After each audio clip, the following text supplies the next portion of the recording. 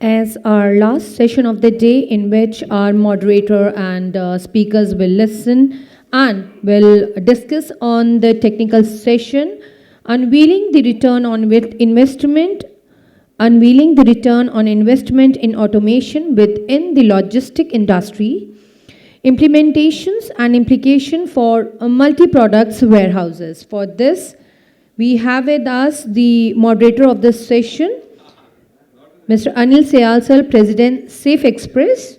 I request you, sir, to please come on the dais. Please give round of applause, ladies and gentlemen. Mr.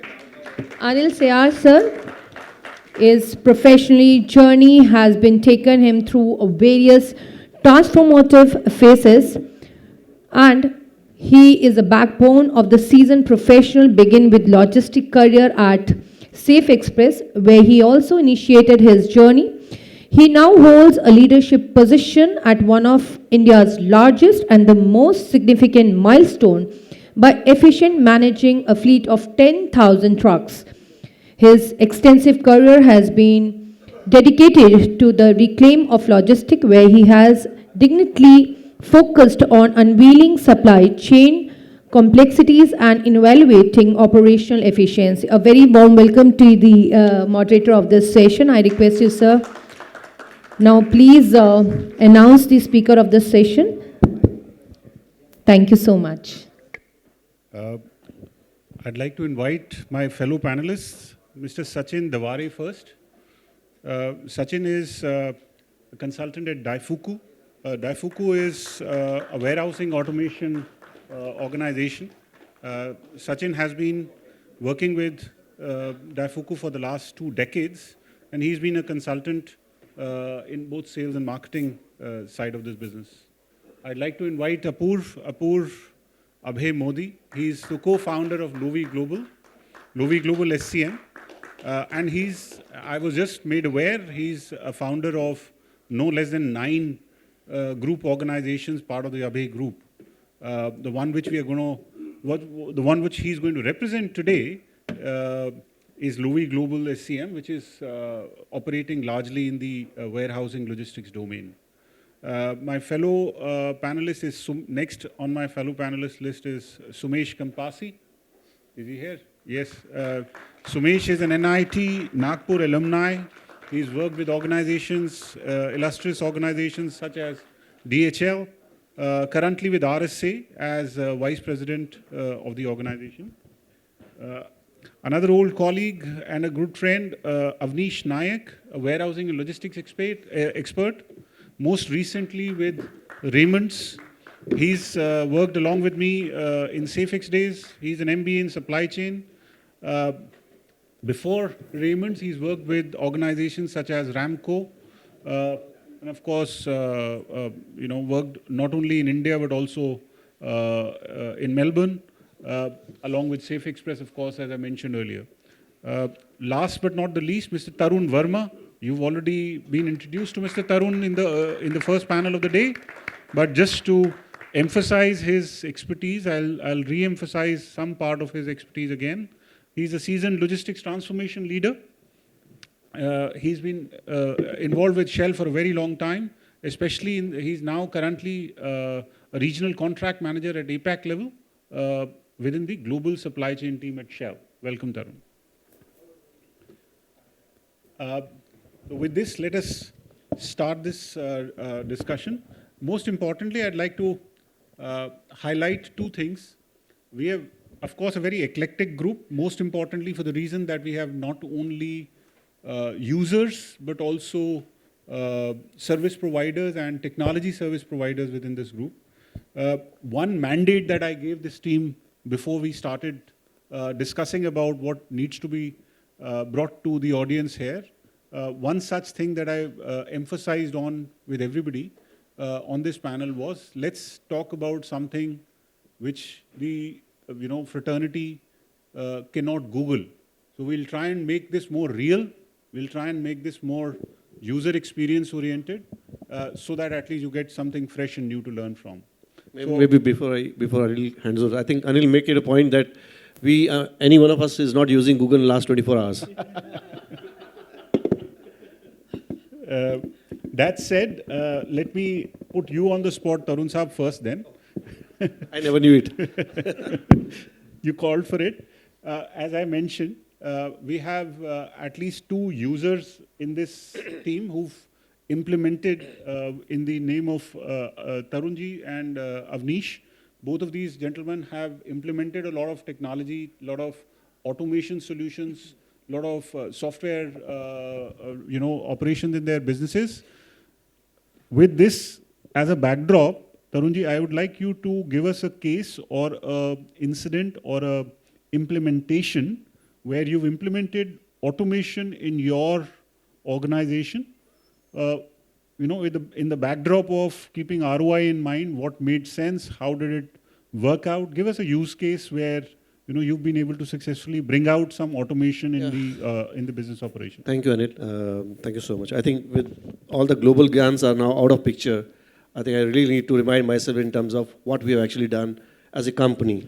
So taking a liberty of what one of the initiatives which I remember 2019, if I may collect, was in terms of automation. And when I say about automation, it is about warehouse automation and in terms of IT being getting involved. So we came up with we had a problem statement. So as a company, we're a 100+ year company. We are close to 200 billion company as a global. We have presence all across. We are #1 leader for last 18, 19 years continuously in oil and energy sector. Having said that, in terms of IT maturity, we felt that we are not a company who are taking a lot of outside-in approach. And that's where we felt in 2019 that there's a scope for us to how do we integrate all our logistics system into a single platform. And the reason for that is that in my APAC region, we have close to 10 countries. We've been handling around 80 to 90 service providers. And all the service providers were working on a different platform. So while we have the maturity of GSAP or global SAP in the system, but the information flow is never been in the standard format. So we realized that the need of the hour is the customer voice. And that's where we picked up the point. To evaluate and come up with an integrated system which can enable us to meet all the requirements of warehousing, secondary, primary, freight forwarding into a single platform. And we call it as a logistics control tower. So having said that, we had the scope ready, everything been done, but where do we test this up, right? We have to have a market. So we realized that, okay, the safest bet for us to do this logistics control tower test would be in Thailand. Because of various reasons, because they have one depot, one plant, so and so. So we choose the easiest location to do that. So having done a POC for certain of the things to do, because what this LCT is going to do that, it creates various milestones for us. So when a user or customer needs to call, he need not have to actually call. It's a click of button wherein he see all the milestones in place. So in eventuality, from a customer service index, that was a key parameter for us to rate ourselves, customer will be rather more happy, right? While we have this NPI, VMI, all this index in place for the ROI perspective, but we realize that the customer is the king and we should be doing this. So after POC been done, successfully done, the important market for us to realize was India. And come what, 2020, we tried to launch it in India, and that's where the COVID came in. And India comes with all of other diversity. We had 20 odd suppliers. Half of them had heard about WMS or TMS, and even if they have the TMS, wo chalta nahi hai. All those things on the paper, right? So getting all the service provider into a single platform took us 6 months, right? And the next 6 months were to make them correct. It was a hypercare period. So we burnt everything on there. But I think we realized that the value we are getting in India in terms of monetary is not too much to the point, but in terms of the non-value added things, we were able to cut it down, right? In terms of the unnecessary calls happening from the customer, where my product is, where is my stock is. So we cut down a lot of block stocks, detention damages, productivity, all the things were on the cards. So eventually all these were piling up in terms of your cost builder to a customer. Because we also realized when you are putting up this automation in the system, who's going to pay for it? You have to ask yourself, is it customer who is going to pay for all this $5 million investment you have done? The answer is no. You have to really proportionate this into next 10 years of usage. And then get the right benefit to the customer, and then they might start giving it back to you. Having said that, I think this was one of the successful projects we have done, and I was the project lead and project owner of this to implement this in 12 countries in APAC, all across. So after we did it for 2.5 years, it took around 2.5 years to implement, we got everything connected through a single interface and without even touching to our global SAP, because that's a key area. But having all the system integrated in one system by an automation, our stock levels are intact, our block stacks are being managed, productivity has increased, so and so forth. The customers in terms of delivery schedules and in intimations were spot on. So, we'll carry on from that, yeah. So one thing that I've been a transporter most of my life, so I want to ask you from that control tower standpoint.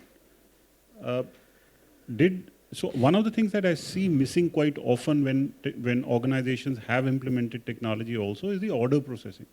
Is how do you order a truck? You may have an SAP functional, you may have a control tower of tracking where the goods are at what point in time and everything. But when it comes to ordering a truck, okay, Safexpress, send me a truck. Or TCI, send me a truck. But that send me a truck is actually going via phone call, WhatsApp, email.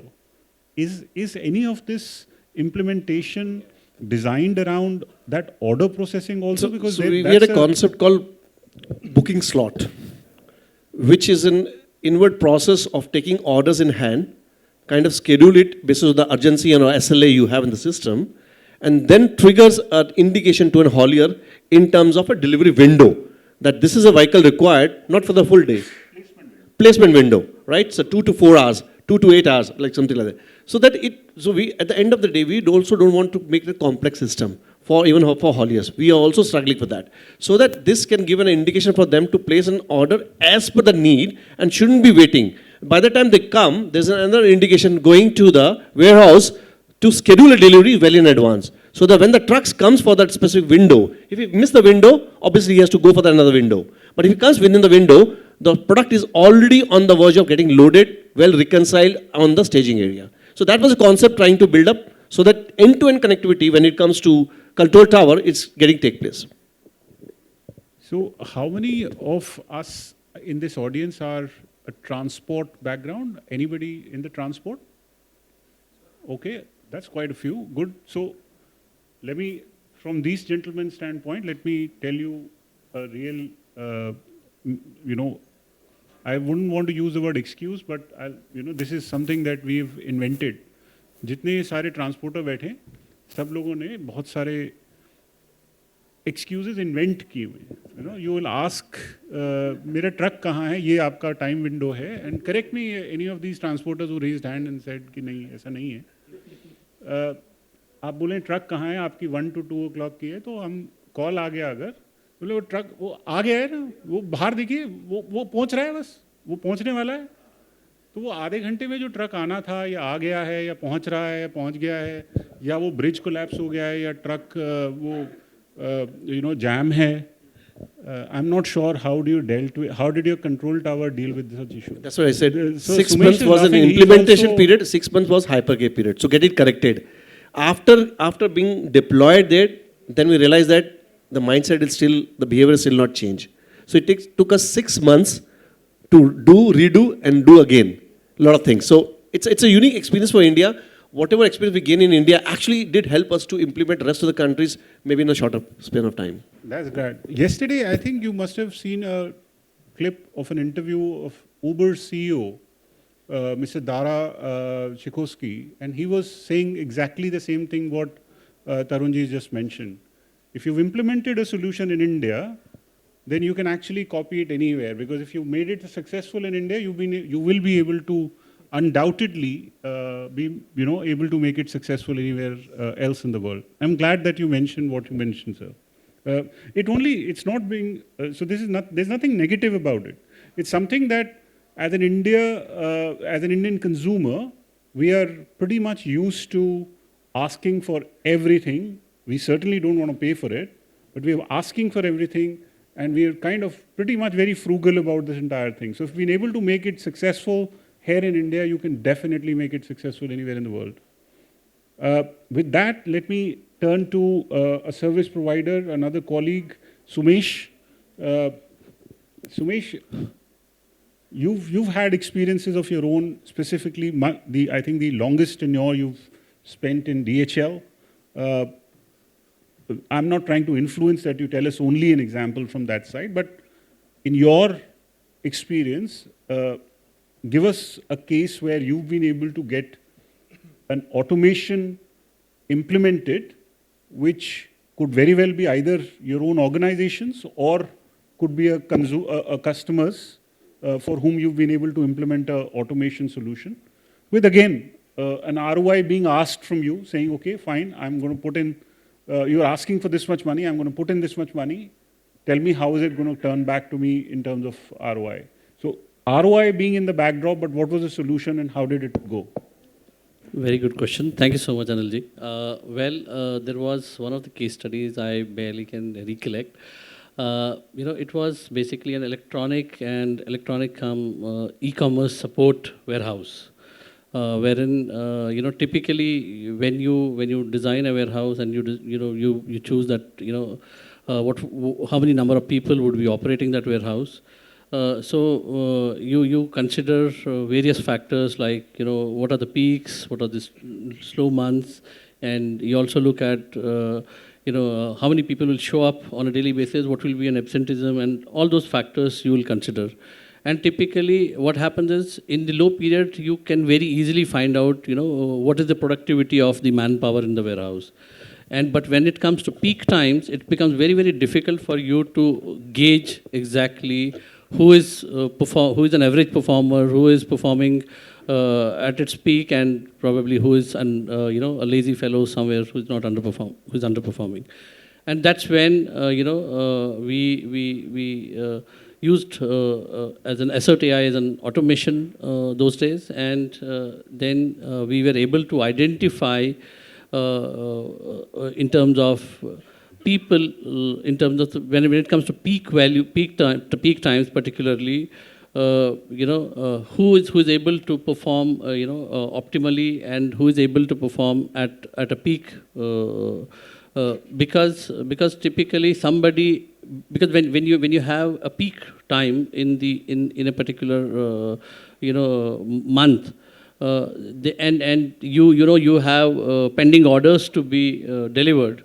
That time, you would probably feel that there is something which is not matching up, and some people are overstretched, some people are understretched, and these kind of automations like Assert AI, it helped us understand at a manpower level exactly who is able to do a faster picking, faster kitting, and processing of those orders for e-commerce, and who are the people who probably were lagging behind, and it helped us understand and manage our labor force inside the warehouse in an optimal way.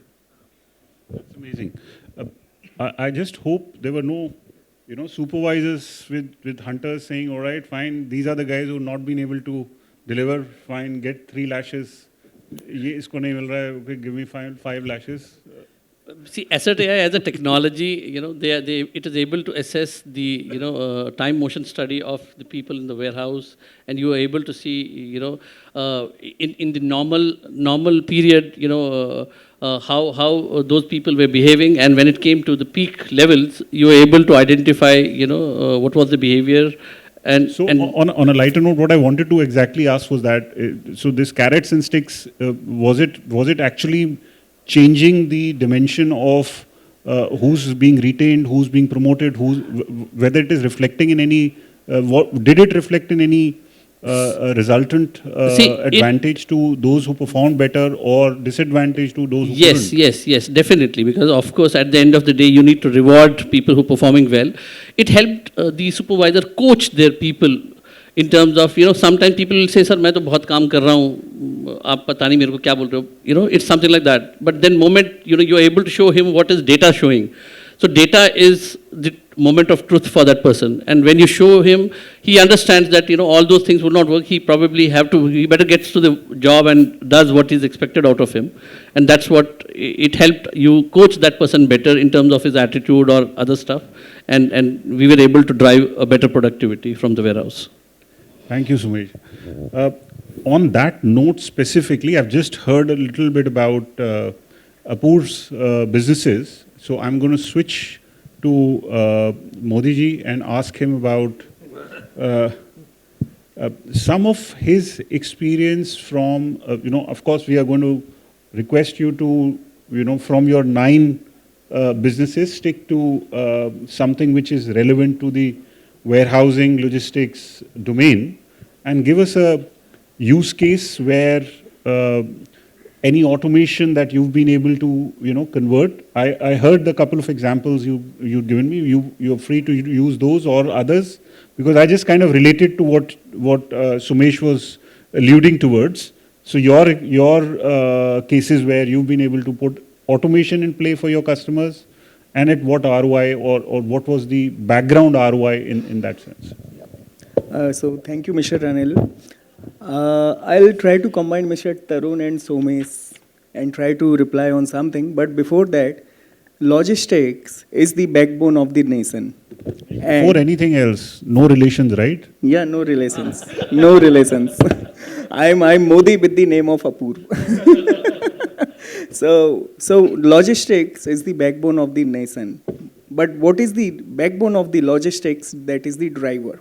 If we won't have a driver in our premises and we won't have a driver, we have a vehicles from thousands vehicles from the Safex, but we won't have a driver, then we cannot do anything. And we have opted out these challenges. And we have discussed with the companies like Coca-Cola and Unilever. They have said that, Apurv, we have a number of transporters who provide the vehicles at the location, but always at the peak time, driver is the challenge. Apart from that, there are a number of incentives or the tracking available for the vehicle, but nothing available for the driver.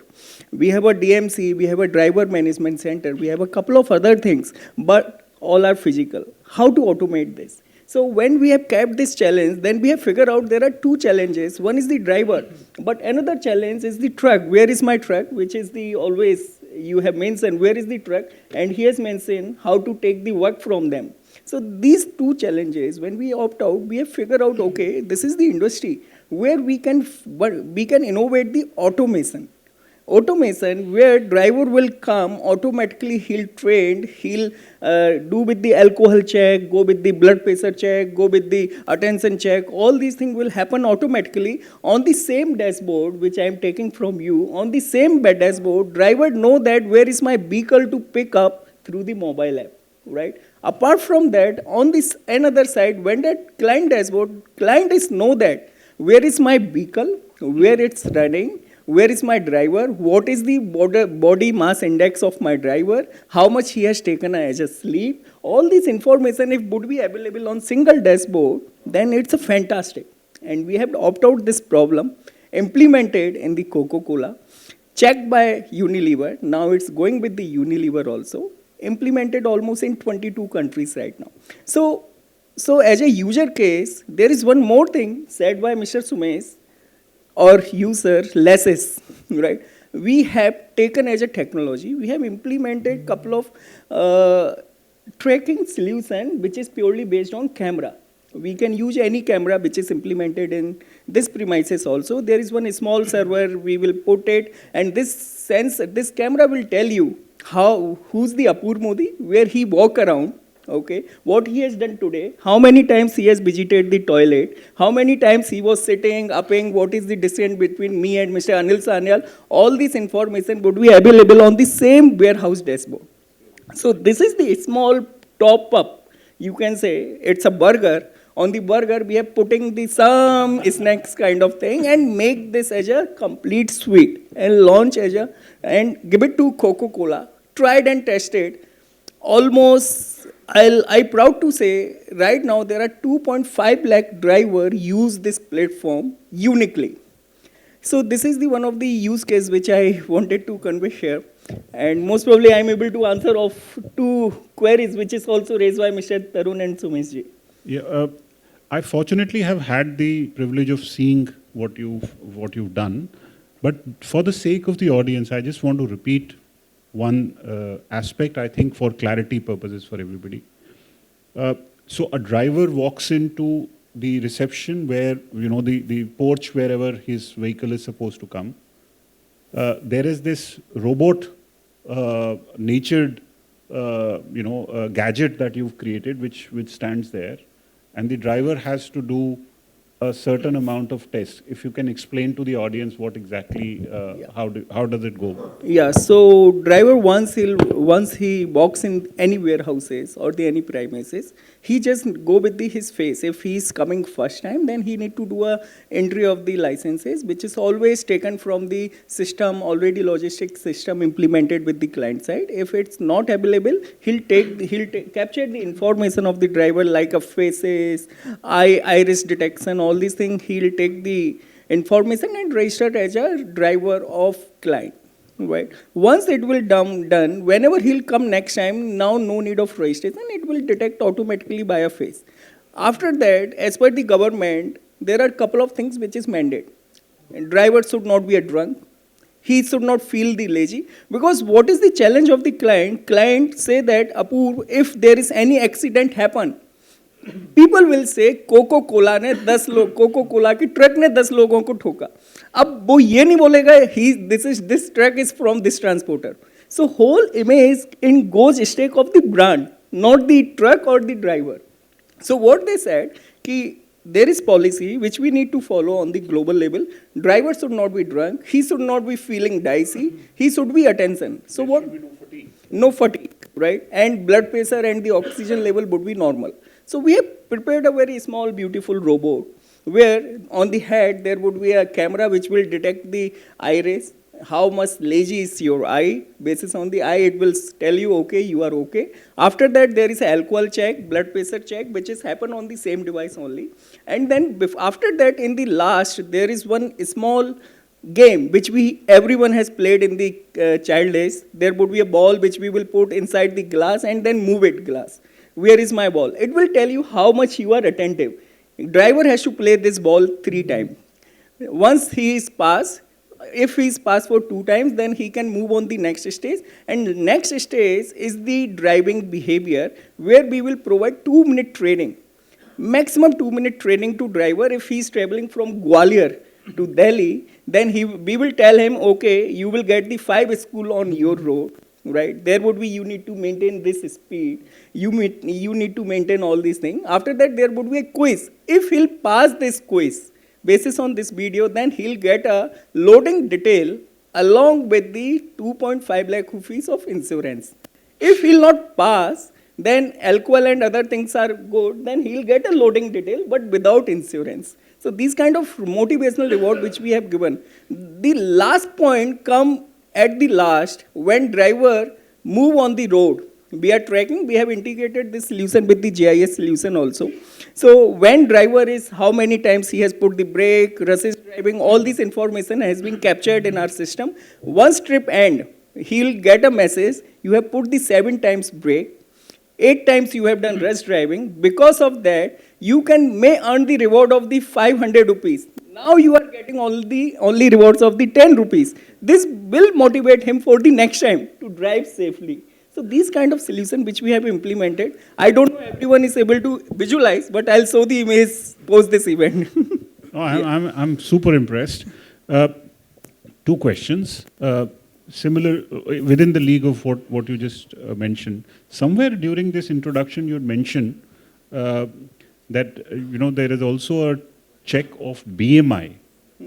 Is that, did I hear it right? Yes, yes. So you won't allow fat drivers to drive? So BMI, apart from the weight, we never observe the weight on that. Just we take as an index, but we take remaining details on. So you let him have his reward? Yeah. All right. So he can have his dhaba food, no problem.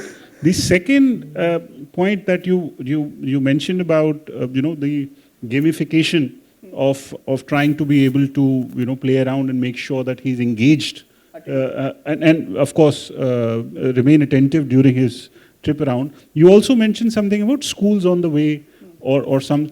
Where is that data coming from? Who provides that data? Are you linked to, because in the morning session when APR was engaged with, there was Girish from NICDC, the chaperones of ULIP.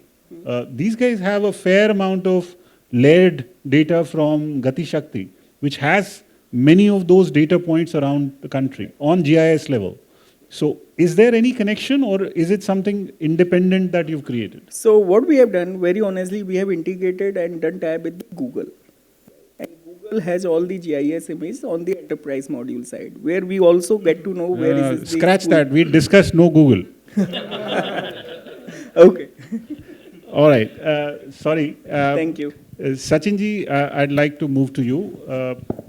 Sachin Sahab has been part of Daifuku. They're an intralogistics business. Fair bit of robotics, a whole lot of intra-warehousing, material handling equipment and such. I'd like you to possibly give a similar answer, a same question, maybe a similar issue where you've been able to implement a solution for any of your customers in terms of automation. How did it go? Whether ROI was discussed also, whether you were able to successfully implement it. Give us any insight that you'd like to give. Sure, definitely. Thank you, Anil ji.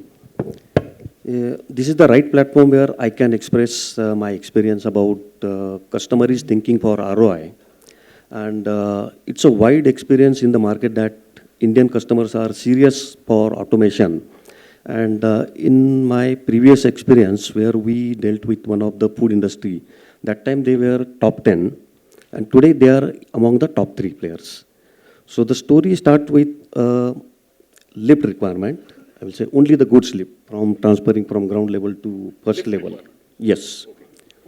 Only the lift requirement. When we reached to them, we found that they have already procured a land near to Mumbai, maybe around 100 kilometers away from Mumbai.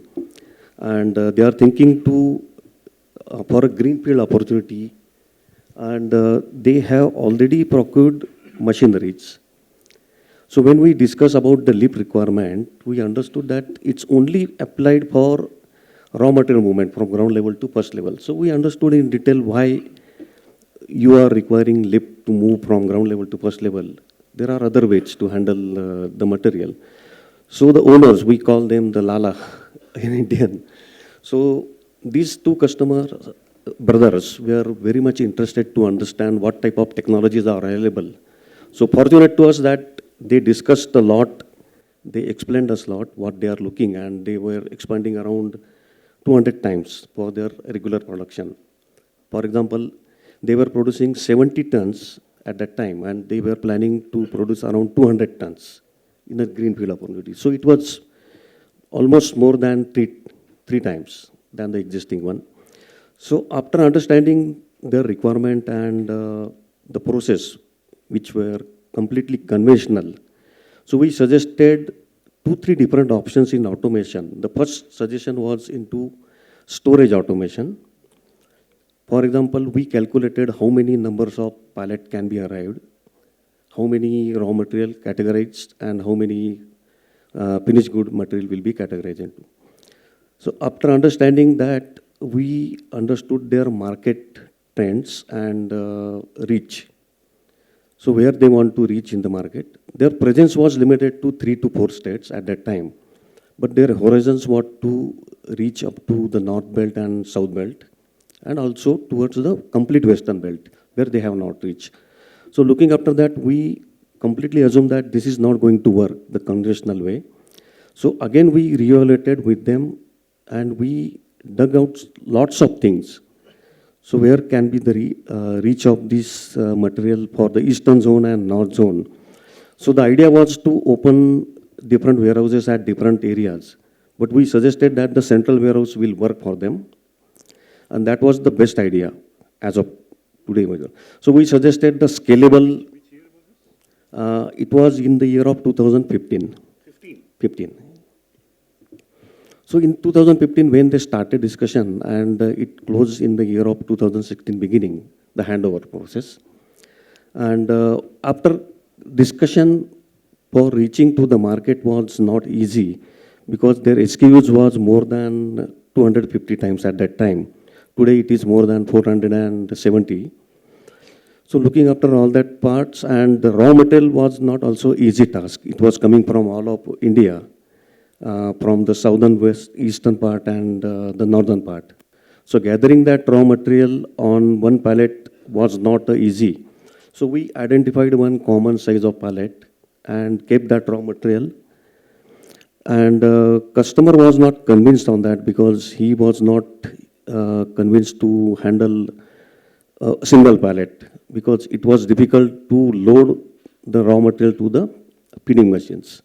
But anyhow, we convinced with some calculations that using a single pallet of same size for raw material and a single size pallet for finished good will be a good idea, so that easy transportation between factory will be easy and they will achieve maximum efficiency. So giving that case, we understand that they were accepting the conventional solution, the two-floor arrangement, and lots of forklift, lots of labor activities, lots of internal movements, lots of add-ons on the process. So we came up with the final proposal giving a tall building of ASRS solution, Automated Storage and Retrieval System, ASRS, for raw material and a finished good. Also, we added that it should be scalable because today they are going to plan for 200 tons. And maybe in another couple of years or 3 years, they will plan for 300 or to 400 tons. So definitely that works. Customer agreed on that. And although the piece of land was not big, customer was happy to see that the SRS system was completely occupied 50% of footprint, what they were thinking. And consequently, in the next stages, they order for the scalable options.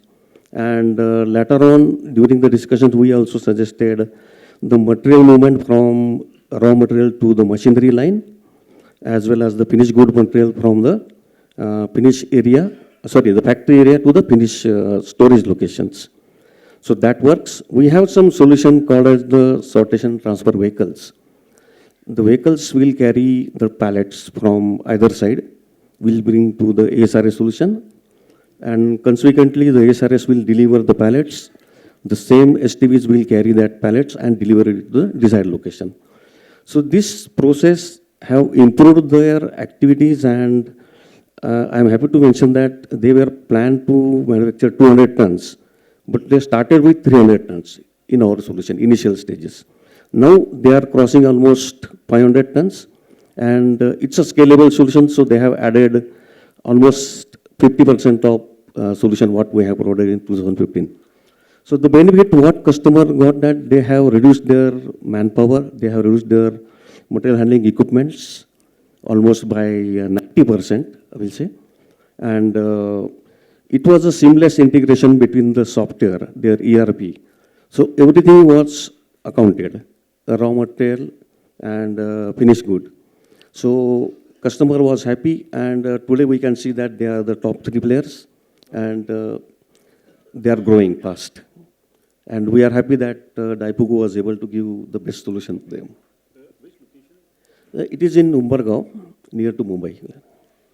So I have a couple of questions. First, of course, I'm greatly impressed with the fact that because it is in and around Mumbai, of course, real estate is prime and costly, and hence ASRS definitely makes too much sense. My questions to you are 2. One is, usually when you said there is a different size that you allowed for raw materials and a different size pallet you allowed for finished goods, isn't it compromising some vacant pallet positions in the system because of the different pallet sizes for the same pallet box? No. The idea for suggesting 2 different pallet sizes was the raw material was completely in a raw packages like gunny bags, or you can say the raw carton boxes, etc. So it needed different. It was needed. So earlier it was not neatly arranged on the pallet. So lots of bulging or lots of mismanagement was there. Maybe sometime the raw material was falling from the pallet. So we categorize and arrange the numbers of bags or number of cartons on the raw material pallets. Same way, the finished good pallet, there was some standardization of carton sizes. We all know that there are number of carton sizes from 100 mm to 800 mm. So we shortlisted that and suggested that 6 to 7 category of carton sizes will be useful. So customer finally agreed that, and on one size of carton, it will be fitted for the one size of pallet. So which works, and customer is happy to move all the materials. I got. Yeah, thank you. Wonderful. Last but not the least, Avnish most recently has been with Raymods. He has the privilege of being part of a automation or tech company, Ramco, which has not only developed but implemented such solutions. So from within your set of experiences as a warehousing and logistics expert, do tell us which solution stands out in terms of automation implementation, whether you did it on behalf of Ramco for someone or whether you did it in Raymonds. Please, if you can explain that. So I'll probably talk about, if time permits, I'll be talking about 2 projects which we did. Let's start with one. We'll start with the warehousing one. So then I'll go on to the logistics one.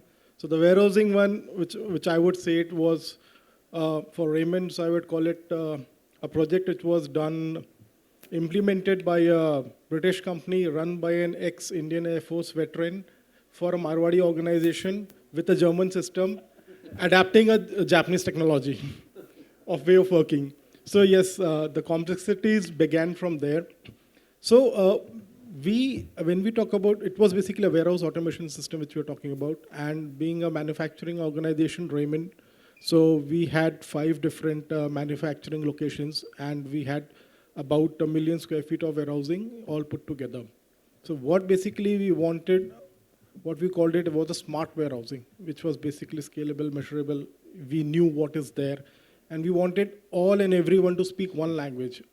So when I talk about one language, I have an incident which is like, I'm talking about the year 2002, when I started with my first warehousing experience, and Anil sir would know that, he only put me into that central warehouse of Planet Sports. So there was one guy by the name of Mohammed who used to work there, and he may be 8th or 9th pass, but you pick up any Puma shirt, you pick up any Converse sweater, or you can pick up a shoe, he will tell you the code number, he will tell you the article number. So when the return goods used to come to our DC, we would not know, the tags were not there. He would just look at the article and he'll let you know. But then it's a people-dependent process. You're dependent on that particular people. Once he was on leave for 10 days, oh my God, I don't know what will I do with all my returns. Who's going to verify them for me? So that was the year when we were not that much into systems. WMS probably was never heard of, at least in India. You would probably have systems which will just do a receipt and a dispatch operation for you at best. And probably you'll be juggling around various Excel sheets and looking out for solutions. Now jumping on to year 2012, again a decade later, when we implemented, so we started the problem statements as discussed by Tarun, like what's going to be the problem statements and how we're going to design a solution to it.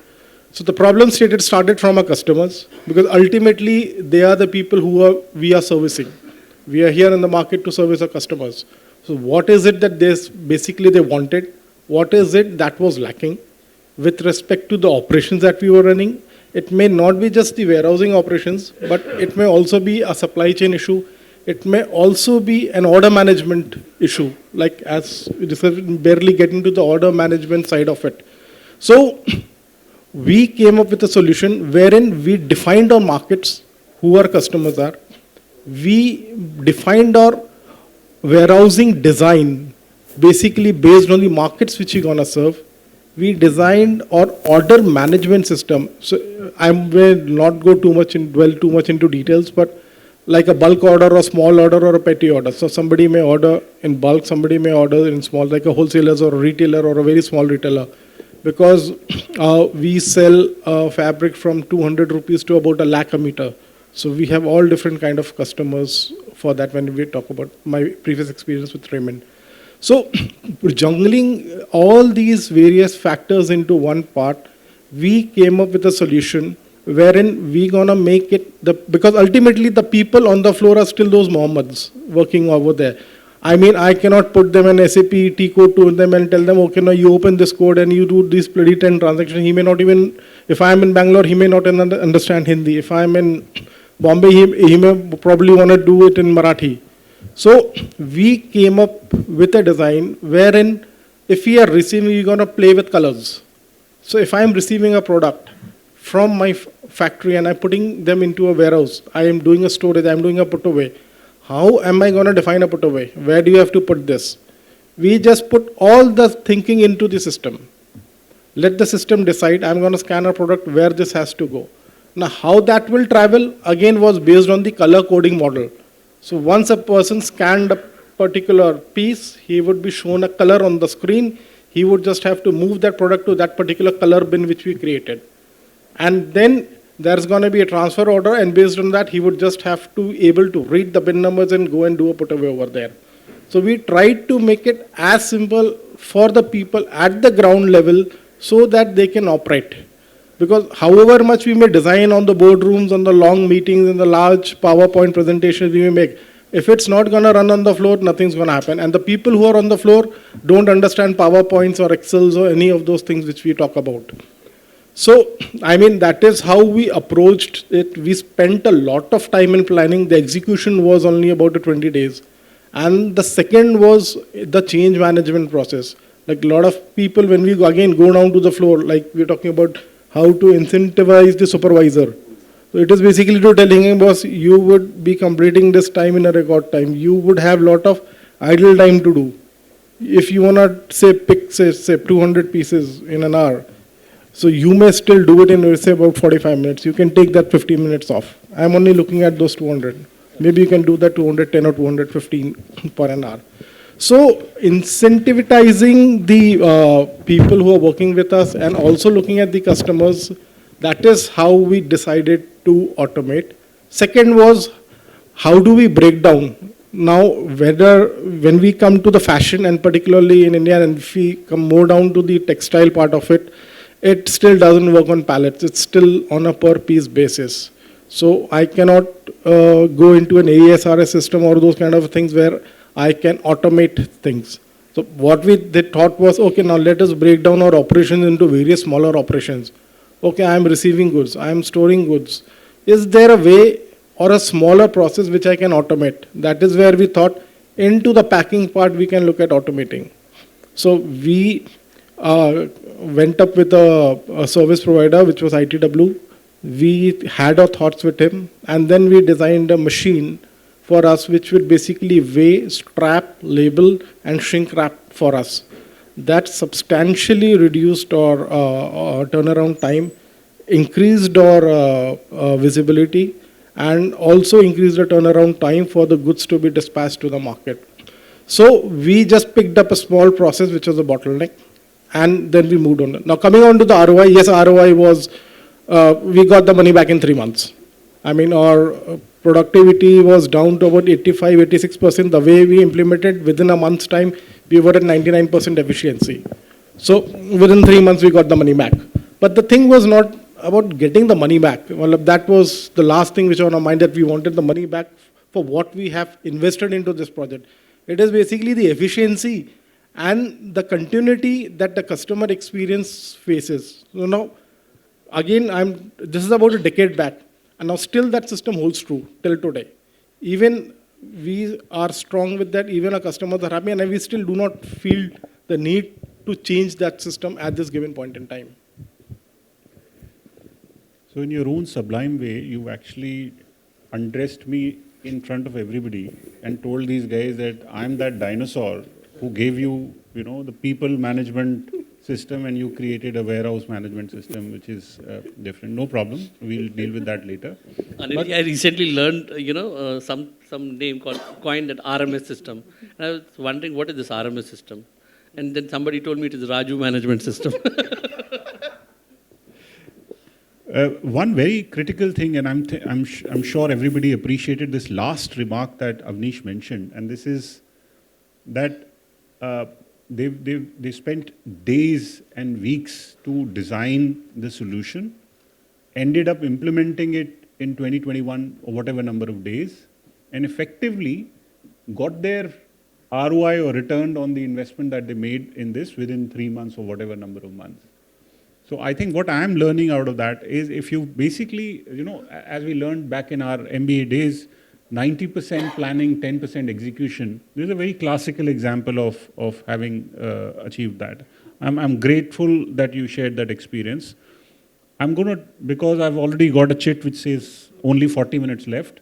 So I'm going to ask you one more round of a very crisp set of questions. Because we are on the subject of automation, I'll take some reverse order and ask you, Avnish, first. So these are things that you ended up doing while you were doing it. In your experience, what is the trends that you see going on? If you can give me a crisp answer, all of us will be able to do that. What is the trend as a logistics expert you are seeing in terms of automation? Where is the world headed? As a trend, I see it's the visibility now. Now with the online thing coming in now, even everybody wants to see, whether you have picked up my product or not. Well, I said, with the way he said, do you want to know from which sheep this wool has come, the coat which you are wearing? So we can go down to that extent also. We can source the farm from where the wool was sourced. So again, it is the information which now the customer demands. That is what I see in the fashion industry, the time which I have spent over there. Now they want more and more information, whether your product is sustainable or not, whether it was sourced in a in a better way. Like we also have products made out of gold threads. We had made out of Kuwait. We have some rare breeds which they have sourced fiber from. So they want to know whether it has been taken in a sustainable manner, whether it was ethical. So from what I read, you're saying transparency and visibility is what you're looking at. Transparency and visibility. Fair enough. Sumesh, if you can pitch in. Apart from visibility and transparency, which obviously nowadays new technology like blockchain is being used, and though it's a big subject in itself. Another aspect what I've seen is using sustainable power for the warehousing. Typically everybody's talking about sustainability. Now we are talking about having solar powered warehouses or wind powered warehouses. So that is another trend. The another one more trend what I've seen is RFID chips, IoT, or for that matter, even the new thing which is in trend is voice based warehousing, wherein Voice based picking. Yeah, picking.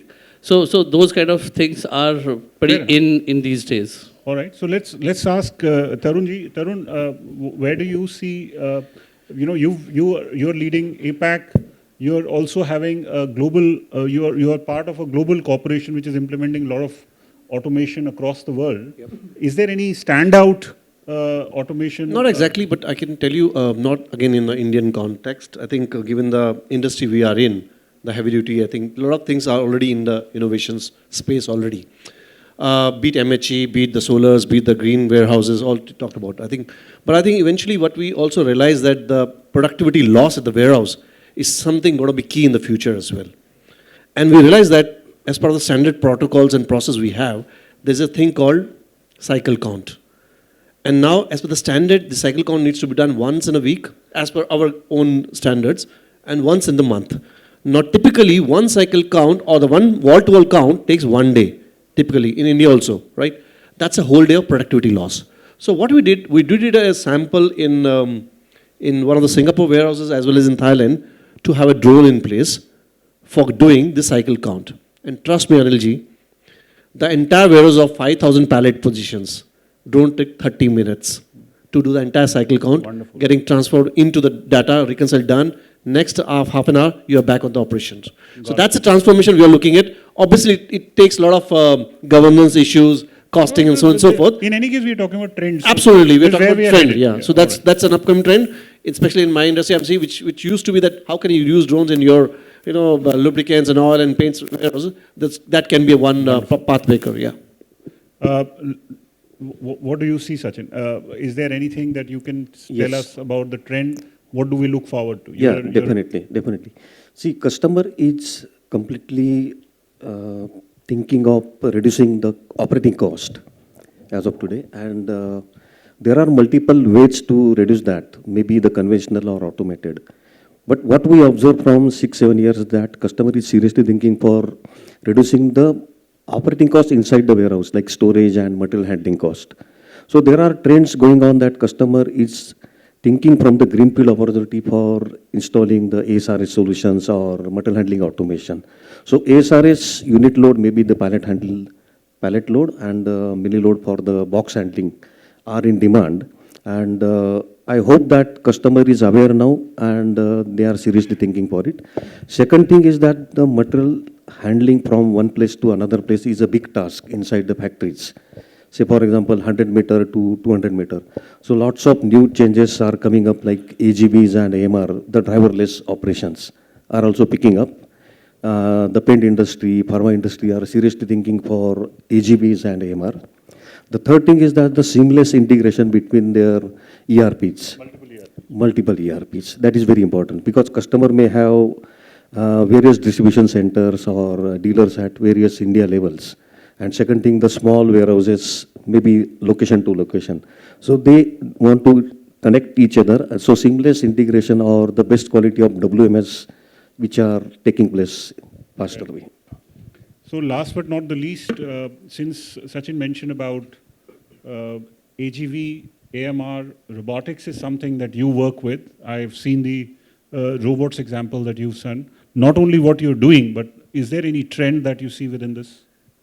In terms of trends, sir, I'll tell you, human-less automation is the future, where to manage the warehouse and the logistics, we doesn't require any human intervene. That will increase the productivity as well as the warehousing, and that is the future. And everything is working around that. So that is the future. This is Modi ji ki guarantee? Of course, it's a guarantee of This is Modi ji ki For a guarantee. specific purpose, we wanted to end with Mr. Modi ji, right? Yeah. Yeah, Modi ji ki guarantee hai. All right. I'm glad everybody of you stuck around. I know we have the graveyard session of just pre-lunch. We've held you back beyond our prescribed time. I thank all the panelists for having given me a whole lot of knowledge to mull through. And I hope you found all these views and opinions useful. Thank you very much. So glad to be part of this.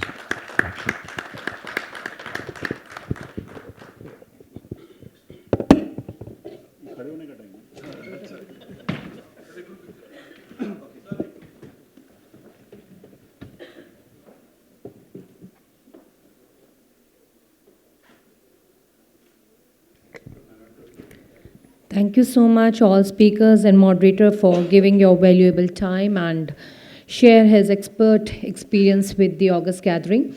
On this note, let's conclude the remarkable and memorable, knowledgeable session. It gives me immense pleasure to invite Mr. Ajay Bansal, sir, Senior Secretary, PhD, Chamber of Commerce and Industry, and Mr. Naveen Seth, sir, Deputy.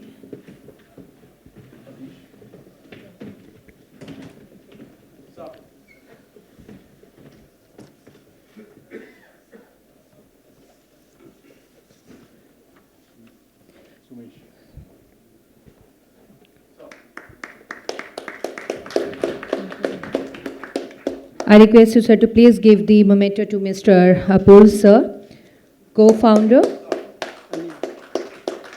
and to the moderator of this session, Mr. Anil Syal, sir, and to Mr. Sachin, sir.